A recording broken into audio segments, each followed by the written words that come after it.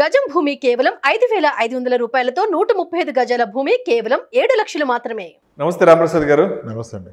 రాంప్రసాద్ గారు, ఇప్పుడిప్పుడే కెరీర్ని స్టార్ట్ చేసినటువంటి చాలా ఎంగేజ్లో ఉండేవాళ్ళు, అంటే 22-23 ఇయర్స్కే కెరీర్ని స్టార్ట్ చేసిన వాళ్ళకి ఏదైనా సింపుల్ ఫైనాన్షియల్ ప్లానింగ్ టెక్నిక్స్ ఏదైనా ఉంటే చాలా సరళంగా చెప్పగలరు?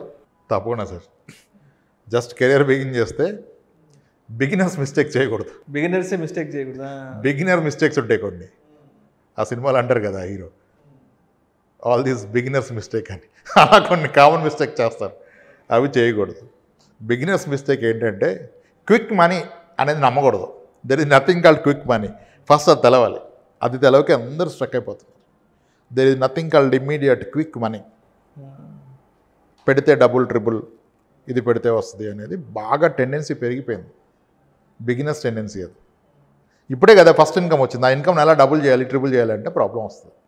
ఇప్పుడు అందుకే మీరు అబ్జర్వ్ చేస్తే మ్యూచువల్ ఫండ్స్ కన్నా స్టాక్ మార్కెట్లో పెట్టేవాళ్ళు ఎక్కువ, స్టాక్ మార్కెట్ కన్నా క్రిప్టోలో పెట్టేవాళ్ళు ఎక్కువ, క్రిప్టో కన్నా గేమ్స్ ఆడే ఆన్లైన్ గేమింగ్లో పార్టిసిపేట్ చేసేవాళ్ళు 12 కోట్లు ఎందుకు 20 కోట్లకి ఎందుకో పోయారు. ఇవన్నీ డబ్బులు పోగొట్టుకునే మార్గాలు చాలా ఉన్నాయి కదా. ఇప్పుడు ఈవెన్ స్టాక్స్లో పెట్టిన వాళ్ళు కూడా చూస్తే ఎక్కువ మంది రిటైల్ ఇన్వెస్టర్ పెట్టిన స్టాక్స్ అన్నీ చాలా ఇబ్బందికరమైన స్టాక్స్. ఎస్ బ్యాంకులు, ఐడియా వాడు, అటువంటి స్టాక్స్లో బెటర్. ఓకే, క్విక్ మనీ అనే థాట్ ముందు రాకూడదు ఒక వ్యక్తికి. డబ్బు రాగానే ఈ డబ్బుని 10 రెట్లు ఎలా చేద్దామని ఆలోచన రావడం తప్పు. ముందుగా డబ్బుని ప్రొటెక్ట్ చేయాలి, దాన్ని భద్రపరచుకోవాలి. అంతేకాదు దాన్ని డబ్బులు త్రిబుల్ ఇంకోటి చేద్దాం అనుకుంటే క్విక్ మనీ అనే కాన్సెప్ట్ ముందు మైండ్ నుంచి వెళ్ళిపోవాలి. దాన్ని ప్రొటెక్ట్ చేయాలి. దాన్ని ప్రొటెక్ట్ చేయాలంటే మళ్ళీ same boring basic. Health insurance తీసుకో, లైఫ్ ఇన్సూరెన్స్ తీసుకో, క్రిటికల్ ఇల్నెస్ పాలసీలు తీసుకో. ప్రొటెక్షన్ అక్కడే కదా. ఇవే కదా నీ డబ్బు గండి కొట్టేవి. గండి కట్టకుండా ప్రాపర్గా పక్కడబందీ చేసుకోండి. Then you start your investment journey. మరి ఇప్పుడే మొదలెడితే గోల్స్ ఏముంటాయి? భార్య పిల్ల వస్తే గోల్స్ వేరు. ఇప్పుడే కదా మొదలెట్టింది, ఇప్పుడే ఏం గోల్ ఉంటుంది? ఐఫోన్ కొనుక్కోవడం ఒక గోల్. ఓకే, కొనుక్కోండి. బైక్ కొనుక్కోండి. తర్వాత ఏం చేయాలి? ఈ రెండు వద్దని చెప్పట్లా, కొనుక్కోండి. ద బెస్ట్ ఆఫ్ ది మీకు డ్రీమ్ బైక్ ఒకటి కొనుక్కోండి, డ్రీమ్ హ్యాండ్సెట్ కొనుక్కోండి, నథింగ్ రాంగ్ ఇన్ ఇట్, కొనుక్కోండి. అట్లీస్ట్ దాని తర్వాత ఒక ఫ్యూచర్ ఫైనాన్షియల్ నీడ్ని ఐడెంటిఫై చేసి దాని కొరకు ఇన్వెస్ట్ చేయండి. ఇంకా ఆ స్టేజ్లో నీడ్ ఏముంటుంది సార్? ఏముండవు సార్ అంటారు కదా. No, you first financial goal has to be retirement. చాలా వేగ్గా ఉంటుంది కదా, 23 ఇయర్స్ అతనికి రిటైర్మెంట్ గురించి మాట్లాడితే. కానీ that is the right time to plan your retirement. దాని గురించి ఇన్వెస్ట్ చేయండి.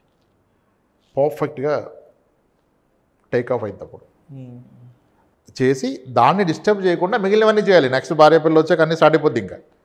కానీ ఫస్ట్ ఇది protection, no easy money, no quick money.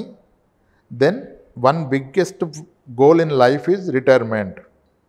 ఈ 3 స్టార్ట్ చేసి అప్పుడు మిగిలినవి మొదలెట్టాలి. ఒక ఆర్డర్ ఏజ్ ఆఫ్ 25 ఇయర్స్ ఏజ్కే నెక్స్ట్ 35 ఇయర్స్కి ఏంటనేది ఒక ప్రాపర్ గైడెన్స్ తీసుకోండి. ఇచ్చి ఉండాలంటారు. మీ సీనియర్స్ దగ్గర గైడెన్స్ తీసుకోండి. వీలుంటే అవకాశం ఉంటాయి ఫైనాన్షియల్ ప్లాన్, లేదంటే మీ సీనియర్ కొలీగ్ ఎవరైనా కాస్త భార్య పిల్లలు సంసారం సరిగా ఉన్న వ్యక్తి దగ్గరికి వెళ్తే చెప్తారుగా, అరే నీ తప్పు చేసాను, నీ తప్పు చేయకురా అని వాళ్ళు చెప్తారు కదా. పెద్దవాళ్ళు ఏం చెప్తారు? అరే నేను తప్పు చేశాను, నువ్వు చేయకంటాడు. అవునవును. ఆ గైడెన్స్ తీసుకోండి. ఆడికేం తెలియదు, నాకేం తెలుసు అనుకుంటే తప్ప అక్కడ. అలా నెమ్మదిగా ఒకసారి కాకుండా చేసుకుంటూ వెళ్ళిపోతే అయిపోతుంది. లేదు మరీ ఎక్కువ గైడెన్స్ తీసుకొని ఈరోజు బ్రతకడం మానేసి భవిష్యత్తు కోసం దాయడం కూడా తప్పే. ఈరోజు హ్యాపీగా బ్రతకకుండా అంత దాసేస్తాను, నా రిటైర్మెంట్ 10 ఏళ్ళకే కావాలని దాస్తే కూడా తప్పే. సార్, నేను ఈ మధ్య కొంతమందిని గమనించాను. అంటే ఒక లగ్జూరియస్ ట్రాప్లోకి వెళ్ళిపోతున్నారు. అంటే జాబ్ వచ్చిన తొలినాళ్ళలోనే, అంటే ఒక 1-2 ఇయర్స్కో 3 ఇయర్స్కో పెద్ద అమౌంట్ లోన్ తీసేసుకొని ఆ పెద్ద ఇల్లులు తీసేసుకోవడము, లేదంటే ఎక్స్పెన్సివ్ కార్ తీసుకోవడము చిన్న ఏజ్కి. అంటే జస్ట్ కెరీర్ని స్టార్ట్ చేసిన అంత ఎర్లీ ఏజ్లోనే అంత పెద్ద ఫైనాన్షియల్ కమిట్మెంట్స్ అవసరం అంటారా? డెట్ యాక్సెసిబిలిటీ పెరిగిపోయింది సార్, అక్కడే ప్రాబ్లమ్స్ వస్తున్నాయి. అప్పు అతి సులువుగా పుట్టడం వల్ల ప్రాబ్లమ్స్ వస్తున్నాయి. అప్పు ఈజీగా పుడుతుంది, అతి సులువుగా పుట్టేస్తుంది ఈరోజు అప్పు అనేది.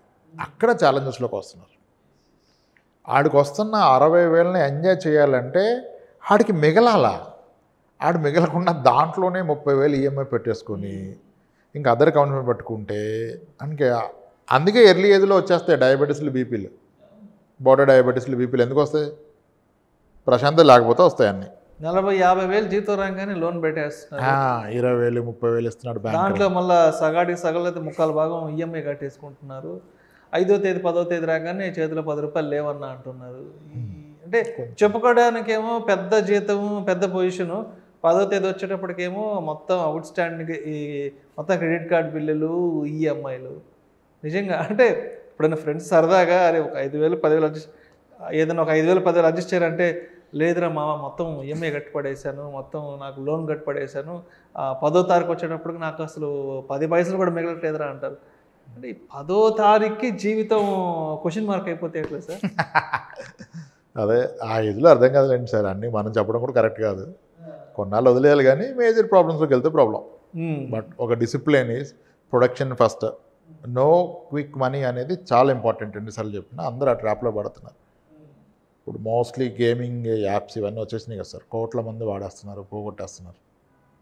అక్కడ ప్రాబ్లం వస్తుంది. క్విక్ మనీ దానికి అలవాటు ఆలోచన రావడమే ప్రాబ్లం సార్.